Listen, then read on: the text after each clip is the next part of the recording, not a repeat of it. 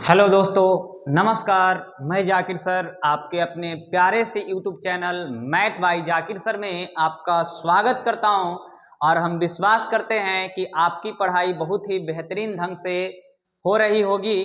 और आज हम लोग वास्तविक संख्या में, अर्थात कहने का मतलब जो हम लोग संख्या के बारे में जो बेसिक जानकारी ले रहे थे उसका आज जो होगा वो बेसिक क्लास का लास्ट क्लास होगा। और आज हम लोग जानेंगे भाज्य संख्या के बारे में, अभाज्य संख्या के बारे में और सह अभाज्य संख्या के बारे में जानेंगे। क्योंकि पिछले क्लासेस में हम लोग बहुत सारे संख्याओं का नॉलेज ले चुके हैं और एक बार हम लोग लिख देते हैं कि हम लोगों को कौन कौन संख्या पढ़ चुके हैं। तो सबसे पहले अगर बात कर लें तो संख्या की अगर बात कर लें, नंबर की बात कर लें तो संख्या में हम लोग जाने थे कि संख्या दो तरह का होता है। एक होता है वास्तविक संख्या और दूसरा होता है काल्पनिक संख्या। एक होता है वास्तविक संख्या और दूसरा होता है काल्पनिक संख्या। और जब आगे हम लोग बढ़े थे तब पता चला कि वास्तविक संख्या भी दो तरह का होता है, एक परिमेय संख्या और दूसरा जो होता है वो होता है अपरिमेय संख्या। एक परिमेय संख्या और जो दूसरा होता है वो होता है अपरिमेय संख्या। कौन संख्या? अपरिमेय संख्या। जब आगे हम लोग बढ़े तब पता चला कि परिमेय भी दो तरह का होता है, एक भिन्न संख्या और दूसरा जो होता है वो होता है पूर्णांक संख्या। भिन्न संख्या और पूर्णांक संख्या। जब इसके आगे हम लोग तो पता चला कि ये पूर्णांक संख्या भी तीन तरह के होते हैं। ऋणात्मक पूर्णांक, उसके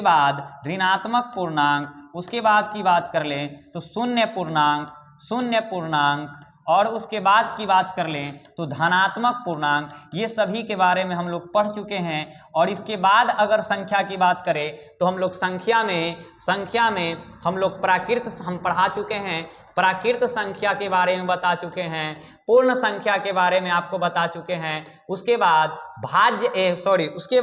आप लोगों को सम संख्या के बारे में बता चुके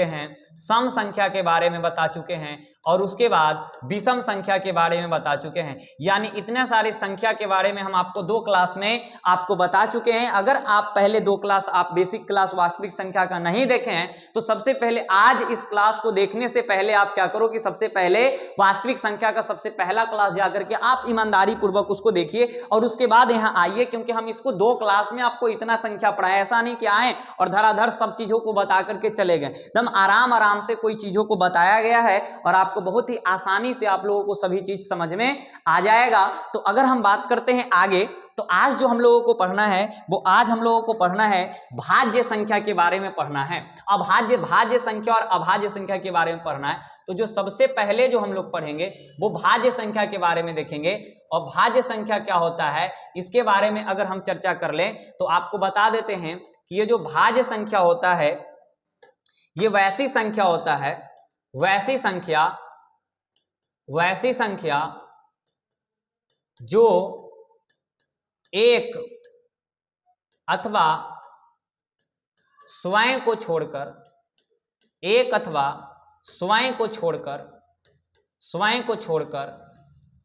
किसी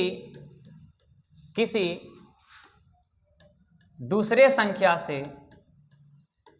संख्या से विभाजित हो।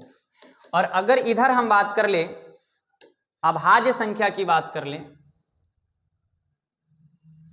अभाज्य संख्या की बात कर लें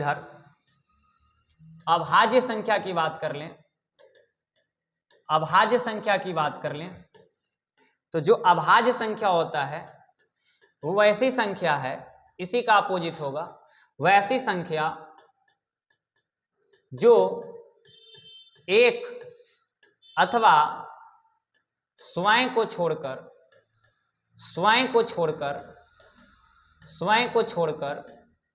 किसी दूसरी संख्या से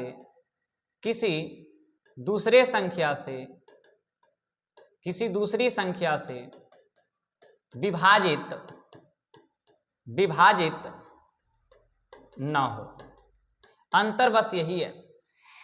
यहां पर समझना यह है कि वैसी संख्या है जो एक अथवा स्वयं को छोड़कर, क्योंकि देखो एक और अपने आप से दुनिया का कोई भी संख्या विभाजित हो जाता है। विभाजित होने का मतलब भाग लग जाना, मतलब दुनिया में जितने भी संख्याएं हैं वो एक से भाग लग ही जाएगा और स्वयं अपने आप से भाग लग जाएगा। लेकिन जब भाज्य संख्या चेक करना होगा तो वहां पर देखोगे एक और स्वयं को छोड़कर अगर कोई भी संख्या से कट जाए, 2, 3, 4, 5, 6 कुछों से कट जाएगा, वो आपका भाज्य संख्या हो जाएगा। अगर बात कर ले तो सबसे छोटी भाज्य संख्या 4 होता है, 4 के बाद 6, 8, 9 ऐसे करके इनफिनाइट तक जाता है। अगर सबसे छोटी अभाज्य संख्या की बात करें तो वो 2 होता है, 3 होता है, 5 होता है, 6 नहीं होगा, 7 होगा, 8, 9, 10, 11 होगा, ऐसे करके प्लस इनफिनाइट तक जाता है। यहां पर समझना यह है कि यहां पर है ऐसा भाज्य संख्या का मतलब वैसा संख्या जो भाग लगेगा, और अभाज्य संख्या का मतलब वैसा संख्या जो भाग नहीं लगेगा। स्वयं और एक से तो भाग दुनिया का कोई भी संख्या लगता है, और यही कारण है कि हम लोग एक को बोलते हैं ना तो भाज्य संख्या और ना ही अभाज्य संख्या, क्योंकि एक वैसी संख्या है कि जितने भी संख्या वो सभी संख्या को क्या कर सकता है, एक काट सकता है, एक को एक भाग आसानी से लग जाएगा, एक को एक क्या कर सकता है, सभी संख्याओं को विभाजित कर देता है, काट देता है। यही कारण है कि एक ना तो भाज्य संख्या और ना ही अभाज्य संख्या है। और यहां पर देखिए आप 1, 2, 3 को भाज्य में क्यों नहीं लिए, क्योंकि एक ना तो भाज्य और ना ही अभाज्य। अगर 2 की बात कर लें तो ये 1 से कटेगा, अपने आप से कटेगा और कोई संख्या से नहीं कटेगा। 3 की बात कर लें तो ये 1 से कटेगा और अपने आप से कटेगा और कोई संख्या से नहीं कटेगा। लेकिन अगर 4 की बात कर लें तो 4 आप देखो, एक और अपने आप से तो कोई भी संख्या कटेगा, लेकिन देखो ये 2 से भी कट जाएगा, 2 दूना का 4। अगर आप 5 को देख लो तो ये अपने आप से कटेगा, 1 से कटेगा और किसी से नहीं कटेगा, इसलिए ये कैसी संख्या होगी, अभाज्य संख्या। अगर 6 की बात कर ले तो 6 देखो 2 से कटेगा, 3 से कटेगा, इसलिए कौन सी संख्या हो गया, भाज्य संख्या हो गया।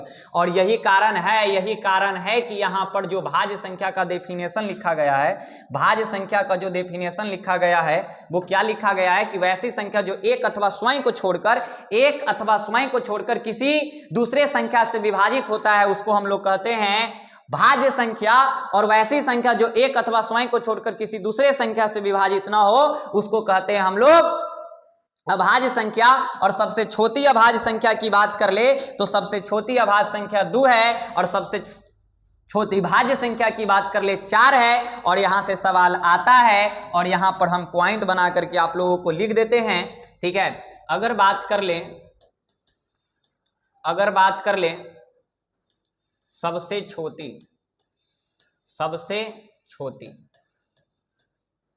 में कोची, अगर प्राकृत संख्या है तो आंसर 1 होगा। इसका कारण है प्राकृत संख्या 1, 2, 3, 4 ऐसे करके प्लस इनफिनाइट तक जाता है। तो सबसे छोटी संख्या देख लो, प्राकृत गिनती की संख्या कौन आया, 1। अगर पूर्ण संख्या की बात कर लें तो पूर्ण संख्या सबसे छोटा पूर्ण संख्या 0 होगा, क्योंकि 0, 1, 2, 3 ऐसे 4 ऐसे प्लस इनफिनाइट तक जाता है। और यहां पर अगर आप ध्यान देंगे तो सबसे छोटी पूर्ण संख्या कौन होगा, 0। लेकिन यहीं पर अगर हम बात कर ले भाज्य संख्या की तो सबसे छोटी भाज्य संख्या 4 होगी, क्योंकि ये शुरू होता है 4, 6, 8, 9, 10, 12 ऐसे जाएगा प्लस इनफिनाइट तक। तो सबसे छोटी भाज्य संख्या की बात कर ले तो सबसे छोटी भाज्य संख्या कौन होगा, 4 होगा। अगर बात कर ले सबसे छोटी अभाज्य संख्या की बात कर ले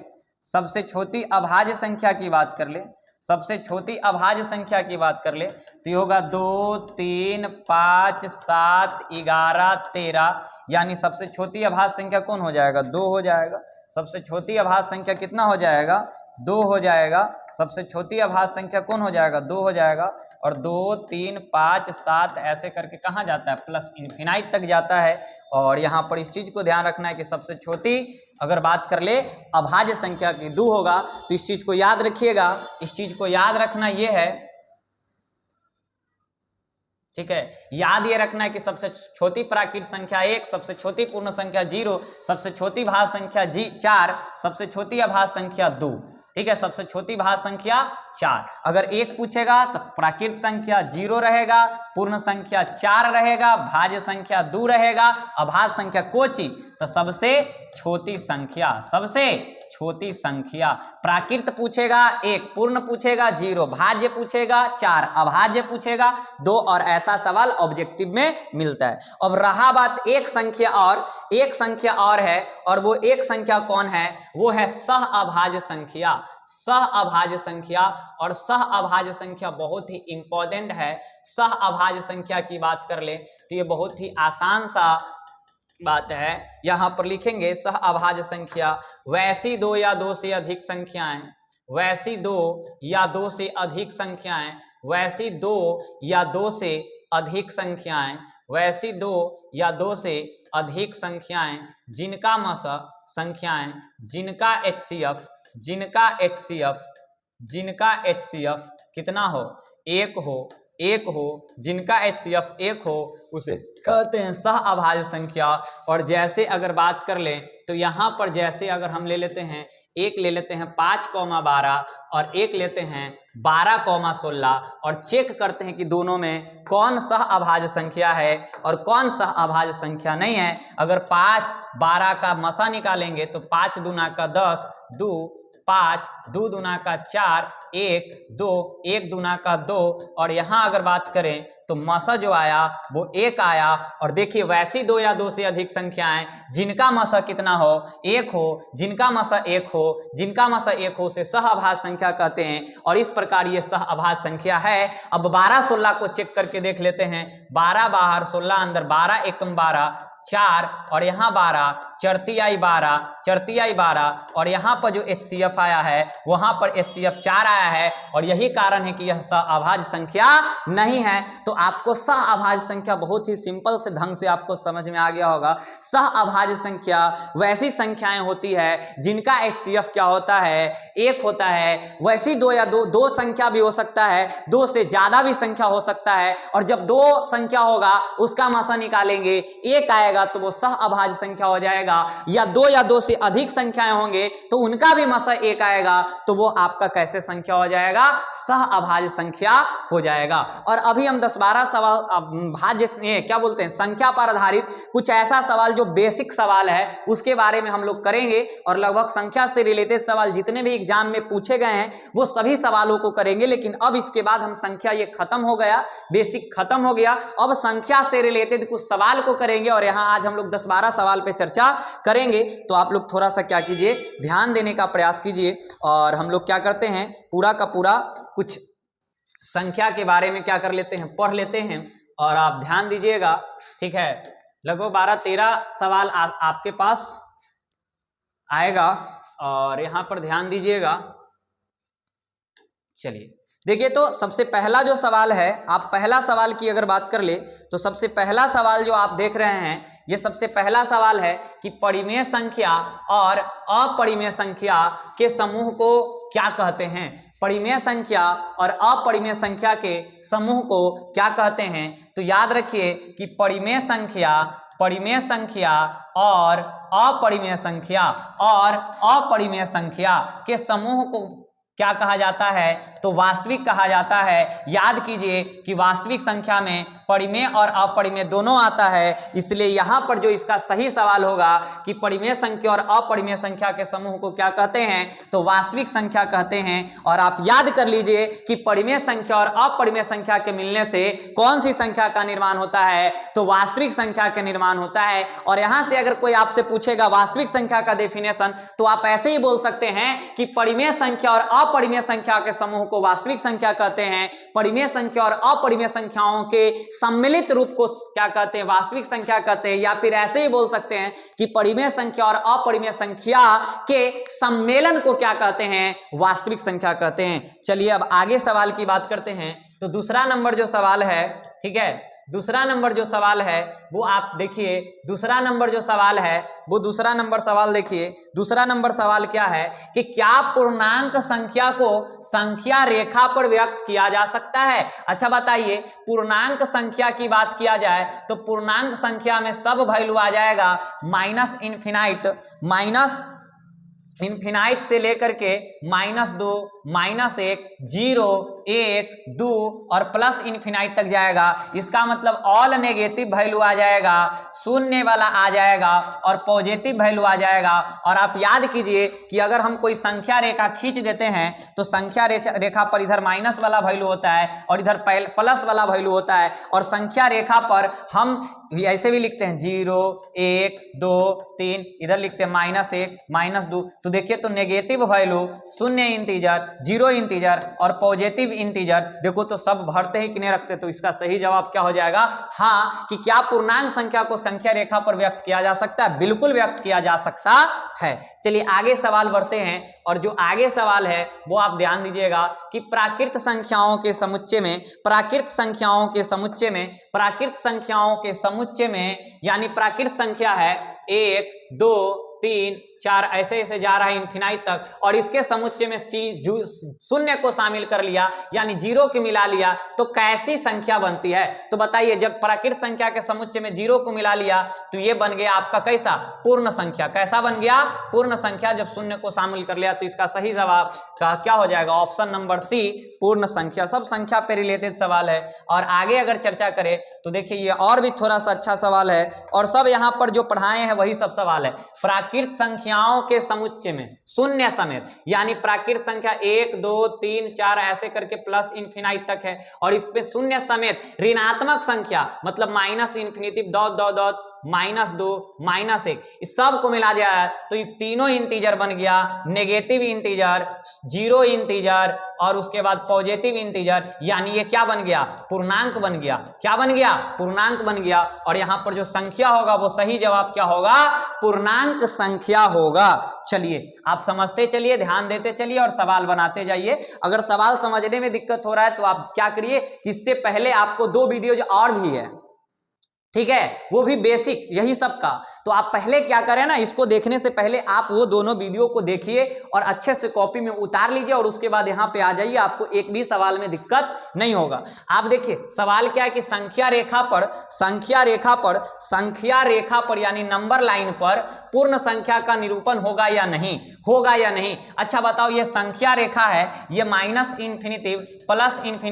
0, 1, 2, 3, इधर -1, -2 ऐसे। तो बताओ पूर्ण संख्या यही ना होता है जी? बताओ 0 से शुरू होता है तो खुद आप देखो कि इस नंबर लाइन पर पूर्ण संख्या है कि नहीं है। तो कहेंगे कि बिल्कुल है, बिल्कुल है पूर्ण संख्या। इसका मतलब निरूपण होगा। नंबर लाइन पे हम पूर्णांक को भी दर्शाते हैं, नंबर लाइन पर हम पूर्ण संख्या को भी दर्शाते हैं, नंबर लाइन पर हम प्राकृत संख्या को भी क्या करते हैं? दर्शाते हैं। अब चलिए आगे सवाल देखिए और भी मजा आएगा। धीरे धीरे सवाल को समझते चलिए और आप क्या करिए, बनाइए। देखिए धनात्मक कह रहा है कि धनात्मक विषम पूर्णांक किसका रूप होता है? धनात्मक विषम पूर्णांक किसका रूप होता है? और यहां पर इस चीज याद रखिएगा कि जो Q के रूप में आंसर तो यहां लिख दीजिएगा, छूट गया है, Q एक पूर्णांक है, Q एक पूर्णांक है। और आपसे अगर हम पूछें कि बताओ बुआ, जब Q पूर्णांक है और कैसा पूर्णांक? धनात्मक पूर्णांक। तो Q पूर्णांक है तो Q का मान हम 1, 2, 3, 4 ऐसे करके प्लस इन्फिनाइट तक ले सकते हैं, प्लस इन्फिनाइट तक। लेकिन इस बात को याद रखिएगा कि इसमें हम धनात्मक पूर्णांक में तो तीनों आता है, नेगेटिव, 0 और पॉजिटिव, लेकिन Q का मान सिर्फ पॉजिटिव क्यों लिए? तो पॉजिटिव लेने का कुछ खास मकसद यह है कि यहां पर धनात्मक विषम पूर्णांक कह रहा है कि इसमें Q का अगर प्लस वाला मान रखो इसमें तो ऐसा कौन सा वैल्यू है जहां रखने पर धनात्मक विषम पूर्णांक प्राप्त होता है। तो अगर हम बात कर ले 2Q को चेक कर लें, 2Q को चेक कर लें तो 2Q की जगह 1 रखे, 2 आया। 2Q को चेक कर ले तो 2 गुना 2, 2 रखें, 4 आया।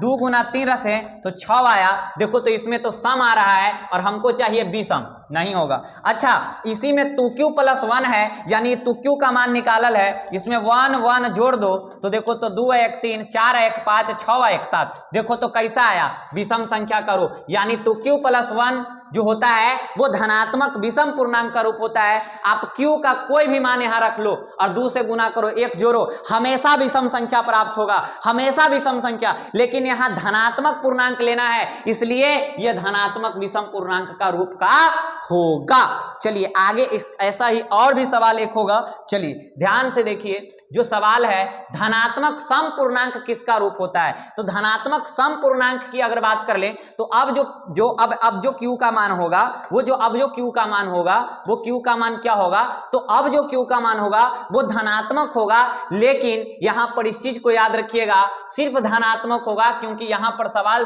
छूटा हुआ है। क्योंकि q क्या है, q एक पूर्णांक है, और q एक पूर्णांक है और हमको आंसर में धनात्मक वाला चाहिए, इसलिए जो हम मान लेंगे वो प्लस वाला ही वैल्यू को लेंगे और सब में रख के चेक करेंगे। तो q के जगह अगर हम रख के चेक करें तो 1 रख सकते हैं, 2 रख सकते हैं, 3 4 5। तो देखिए कभी 1 विषम आ रहा है, विषम आ रहा है, नहीं होगा। 3q रख के देखते हैं, 3q तो 3 में 1 तो 3, 2 तो 3 दूना का 6, 3 तो 3 तिहाई 9, 4 तो 3 चौको 12। अब देखो ये विषम भी आ रहा है और सम भी आ रहा है, तो नहीं होगा, क्योंकि देखो 3 9 विषम और 6 12 सम, और रखेंगे चेक करेंगे। चलो तू q तो 2, q के जगह पे 1 तो 2 1 कम 2, तू q के जगह 2, 2 दूना का 4, q के जगह 3, 2 तिहाई 6। देखो सब सम आ रहा है, इसका मतलब सम रूप का पूछेगा तो तुक्क्यू वाला आंसर जाना, सम वाला रूप पूछेगा तो तुक्क्यू आंसर जाना, और विषम वाला पूछेगा तो इस चीज को याद रखना कि तुक्क्यू प्लस 1 वाला जाना।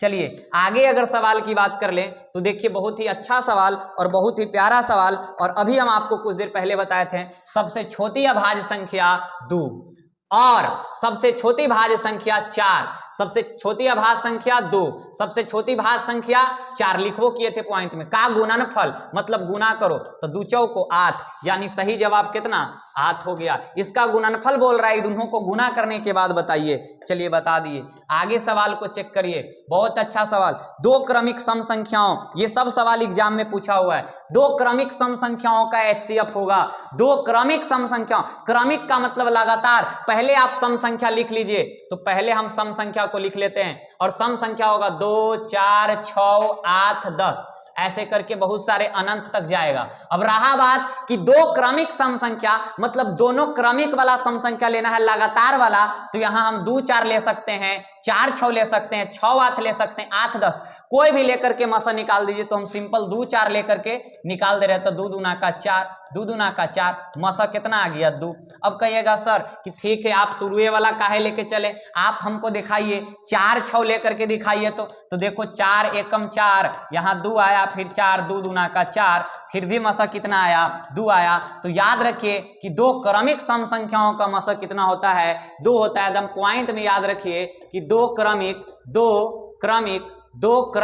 सम संख्याओं का मसा, 2 क्रमिक सम संख्याओं का मसा, 2 क्रमिक सम संख्याओं का मसा कितना होता है 2 होता है, 2 होता है। अब ध्यान दीजिए, यहां पर आप कभी भी 4 8 नहीं ले सकते हैं, 2 6 नहीं ले सकते हैं। इसका कारण यही है कि 4 8 2 6 लेंगे तो वो आपका क्रमिक नहीं होगा। क्रमिक मतलब लगातार 2 लेंगे तो 4 ले सकते हैं। आपको समझ में आ गया होगा, इसका आंसर 2 होगा। चलिए आगे लो, बहुत ही आसान सवाल। निम्नलिखित में कौन अभाज्य संख्या, भाज्य मतलब कतने वाला, अभाज्य मतलब न कतने वाला। 8 कता है 2 से 4 से, 9 कतता है 3 से, 15 भी कसता है 3 और 5 से, तो 11 कतने वाली संख्या नहीं है। चलिए आगे सवाल देखिए। निम्नलिखित में कौन अभाज्य, अभाज्य का मतलब न कते वाला। 25 पचरे 25, 15 पस्तियाई 15, 16 चर्चों को 16, 29 केकरो से नहीं कटता है। चलिए और सवाल है तो देख लीजिए, ये भी बहुत सिंपल सवाल है, डेफिनेशन आ गया। देखिए वह धन पूर्णांक जो एक अथवा स्वयं से विभाजित होती है, मतलब वो अपने आप से विभाजित होता है, एक से विभाजित होता है, उसको कहते हैं अभाज्य संख्या। लेकिन यही में कहता है एक अथवा स्वयं, और बोल देता कि दूसरे संख्या से भी विभाजित होता है, तब आंसर चल जाता भाज्य। लेकिन यहां एक और स्वयं से अगर कहेगा तो आंसर जाएगा अभाज्य, लेकिन दूसरे को भी मिला देगा तो कुछ भाज्य। तो हमको लगता है कि यहीं तक सवाल था। और अब सवाल क्या हो गया, खत्म हो गया। तो अब ध्यान दीजिए, अब देखो थोड़ा सा बातों को समझो, देखिए ध्यान से, आपको समझना कि अब जो होगा ना इस पे अभी और 15-20 सवाल आपको करवाया जाएगा, और वो भी जो बोर्ड एग्जाम में आपका सवाल पूछा होगा। और कभी भी ये नहीं समझना है कि ये आसान है, आसान नहीं समझना है कोई चीज़ों को। अभी आपको आसान लग रहा होगा, ठीक है, जैसे जैसे आप आगे पढ़ते जाओगे वैसे वैसे थोड़ा दिक्कत होना शुरू होगा, ठीक है। तो आप अगर कोई चीज लग रहा है आसान तो बहुत अच्छी बात है, समझ में आ रहा है बहुत अच्छी बात है। तो आपको जैसे जैसे करवाएंगे सवाल वैसे वैसे आपको करना है, ठीक है। आपको पूरा अच्छे ढंग से तैयारी करवाया जाएगा, और बहुत जल्द आपका साइंस का भी क्लास शुरू हो जाएगा, और बहुत जल्द आपका एसएसटी का भी क्लास शुरू हो जाएगा। तो अभी फिलहाल के लिए आप मैथ का क्लास चल रहा है कंटिन्यू, आप मैथ का क्लास कंटिन्यू करें। और ये बात याद रखिएगा कि जो भी पढ़ रहे हैं उसको आप कॉपी में जरूर से जरूर क्या करें, लिखें। बिना कॉपी में लिखे आपका कोई फायदा नहीं है, वीडियो देखने से कोई फायदा नहीं होगा। अब बोर्ड एग्जाम में जो भी सवाल संख्या से रिलेटेड है, संख्या से संबंधित, वो अगले क्लास में करवा दिया जाएगा। और आपको बता देते हैं कि संख्या से संबंधित जितने भी ऑब्जेक्टिव सवाल हैं, अभी 10 करवाए ना, 10-12, लेकिन अभी लगभग 15 से 20 प्रश्न हम अभी और करवाएंगे जो बेसिक लेवल का होगा और एग्जाम में आया हुआ सवाल रहेगा। ऐसा नहीं बोल सकते हैं कि वो सवाल में एग्जाम में आया नहीं है, सब आया हुआ सवाल रहेगा। तो इस चीज को थोड़ा सा ध्यान दीजिए, अच्छे से आप पढ़ाई कीजिए, तैयारी बहुत ही बेहतरीन ढंग से करवाएंगे, ठीक है। हम लोग टारगेट लेकर के चलेंगे कि जो हम लोग 100 में जो तैयारी करेंगे वो 95 प्लस का तैयारी करेंगे। और ये जो पढ़ाई हो रहा है वो न्यू बैच 2025-2026 के लिए, ठीक है। आपका अगर लेवल की बात कर ले तो आपका जो मैथ का जो लेवल होगा वो मैथ का लेवल आपको बता देते हैं कि एनसीईआरटी का तो आपका सभी सवाल करवा ही दिया जाएगा, और साथ में आपको नॉलेज के लिए केसी सिन्हा बुक का भी क्वेश्चन करवाया जाएगा। और केसी सिन्हा बुक अपने आप में क्या है, बिहार बोर्ड के बच्चों के लिए एक बहुत ही अच्छा किताब है। और साथ में आप लोगों का ऑब्जेक्टिव भी करवाया जाएगा, ठीक है। 2 अंक का सवाल करवाया जाएगा, 5 अंक का सवाल करवाया जाएगा। और रहा बात सबसे इंपॉर्टेंट कि प्रीवियस ईयर पेपर करवाया जाएगा, PYQ करवाया जाएगा, प्रीवियस ईयर क्वेश्चन आपको करवाया जाएगा। मतलब जो भी 10-12 साल के अंतर्गत जो भी अंदर में सवाल आया है वो सभी सवाल को आप लोगों को करवाएंगे। तो आज के लिए बस इतना ही। अगर वीडियो अच्छा लगा हो तो अपने दोस्तों के बीच ये वीडियो को जरूर शेयर करें, ठीक है। क्योंकि अभी जो हमको ज़रूरत है वो आपकी सपोर्ट की ज़रूरत है, और आप हमको सपोर्ट करिए। और ये जो वीडियो है ना अपने दोस्तों के पास शेयर करिए, ठीक है।